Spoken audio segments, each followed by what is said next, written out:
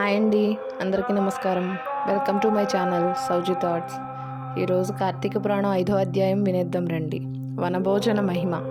ఓ జనక మహారాజా, కార్తీక మాసములో స్నానదాన పూజానంతరమున శివాలయం నందు గాని విష్ణు ఆలయం నందు గాని శ్రీమద్ భాగవత పారాయణం తప్పక చేయవలేనని, అట్లు చేసిన వారి సర్వపాపములను నివృత్తి అగును.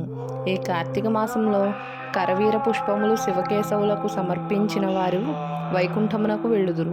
భగవద్గీత కొంతవరకు పఠించిన వారికి విష్ణులోకం ప్రాప్తించును. కడకందలి శ్లోకంలో ఒక్క పదమైనను కంఠస్థమనర్చిన ఎడల విష్ణు సాన్నిధ్యం పొందుదురు. కార్తీక మాసంలో పెద్ద ఉసిరికాయలతో నిండి ఉన్న ఉసిరి చెట్టు కింద సాలగ్రామమును యథోచితంగా పూజించి విష్ణుమూర్తిని ధ్యానించి ఉసిరి చెట్టు నీడను భుజించవలెను. బ్రాహ్మణులకు కూడా ఉసిరి చెట్టు కింద భోజనం పెట్టి దక్షిణ తాంబూలములతో సత్కరించి నమస్కరించవలేను. వీలును బట్టి ఉసిరి చెట్టు కింద పురాణ కాలక్షేపం చేయవలేను. ఈ విధంగా చేసిన బ్రాహ్మణ పుత్రునకు నీచ జన్మము పోయి నిజరూపము కలిగెను అని వశిష్ఠుల వారు చెప్పిరి.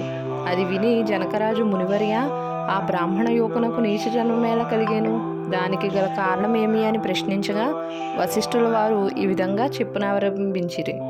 కిరాత మూషికములు మోక్షమునందుట. రాజా, కావేరీ తీరమందొక చిన్ని గ్రామమున దేవశర్మయను బ్రాహ్మణుడు కలడు. అతనికి ఒక పుత్రుడు కలడు. వారి పేరు శివశర్మ. చిన్నతనం నుండి భయభక్తులు లేక అతిగారాభంగా పెరుగుట వలన నీచ సహవాసములు చేసి దురాచార పరుడై మెలగుచుండెను. అతని దురాచారములను చూచి ఒకనాడు అతని తండ్రి కుమారుని పిలిచి, బిడ్డ, నీ దురాచారములు కంతులేకుండా ఉన్నది. నీ గురించి ప్రజలు పలు విధములుగా చెప్పుకొనుచున్నారు.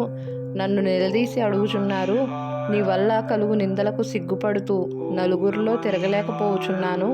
కాన నువ్వు కార్తీక మాసమున నదిలో స్నానం చేసి శివకేశవులను స్మరించి సాయంకాల సమయమున దేవాలయంలో దీపారాధన చేసిన ఎడల నీవు చేసిన పాపములు తొలగుటయే కాక నీకు మోక్షప్రాప్తి కూడా కలుగును.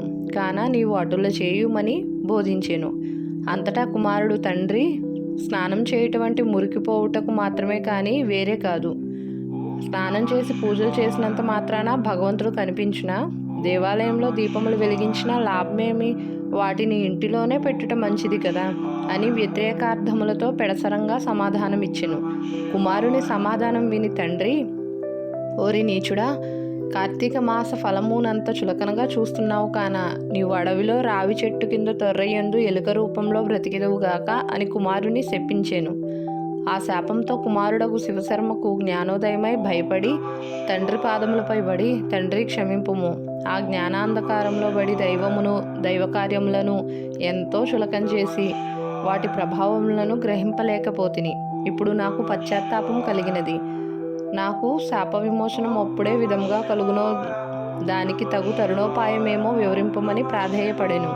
అంతటా తండ్రి, బిడ్డ, నా శాపమును అనుభవించుచు మూషికమువై పదియుండగా నీవెప్పుడు కార్తీక మహత్యమును వినగలవో అప్పుడు నీకు పూర్వదేహస్థితి కలిగి ముక్తి నొందుదువు అని కుమారుని ఊరడించెను. వెంటనే శివశర్మ ఎలుక రూపము పొంది అడవికి పోయి ఒక చెట్టు తొర్రలో నివసించుచు ఫలమును తినుచూ జీవించుచుండెను. ఆ అడవి కావేరీ నది తీరమునకు సమీపమున ఉండటచే స్నానార్థమై నదికి వెళ్ళువారు అక్కడ ఉన్న పెద్ద వటవృక్షం నీడను కొంతసేపు విశ్రమించి లోకాభిరామాయణం చర్చించుకొనుచు నదికి వెళ్ళుచుండెడి వారు. ఇట్లు కొంతకాలమైన తరువాత కార్తీక మాసంలో ఒక రోజున మహర్షి అని విశ్వామిత్రుల వారు శిష్య సమేతంగా కావేరీ నదిలో స్నానార్థమై బయలుదేరినారు. అట్లు బయలుదేరి ప్రయాణపు బడలిక చేత మూషికం ఉన్న ఆ ఉతవృక్షం క్రిందకు వచ్చి శిష్యులకు కార్తీక పురాణమును వినిపించుచుండిరి. ఈలోగా చెట్టు తొర్రలో నివసించుచున్న మూషికము విని దగ్గరున్న పూజద్రవ్యంలో ఏదైనా తినే వస్తువు దొరుకుతుందేమోనని బయటకు వచ్చి చెట్టు మొదట నక్కి ఉండెను. అంతలో ఒక కిరాతకుడు విరిజాడ తీసుకుని విరిబాటసరులై ఉందురు. విరివద్దనున్న ధనమపహరించవచ్చుననేడు దుర్బుద్ధితో వారి కడకు వచ్చి చూడగా వారందరూ మునీశ్వరులే. వారిని చూడగానే అతని మనస్సు మారిపోయినది. వారికి నమస్కరించి, మహానుభావులారా, తమరు ఎవరు? ఎందుండి వచ్చితిరి? మీ దివ్య దర్శనంతో నా మనస్సులో చెప్పరాని ఆనందం కలుగుచున్నది. గణ వివరింపుడు అని ప్రాధేయపడును. అంతా విశ్వాసమిత్రులారా, మంత్రుల వారు, ఓయి కిరాతక, మేము కావేరీ నది స్నానార్థమై ఈ ప్రాంతమునకు వచ్చితిమి. స్నానం ఆచరించి కార్తీక పురాణమునకు పతినిశ్చున్నాము.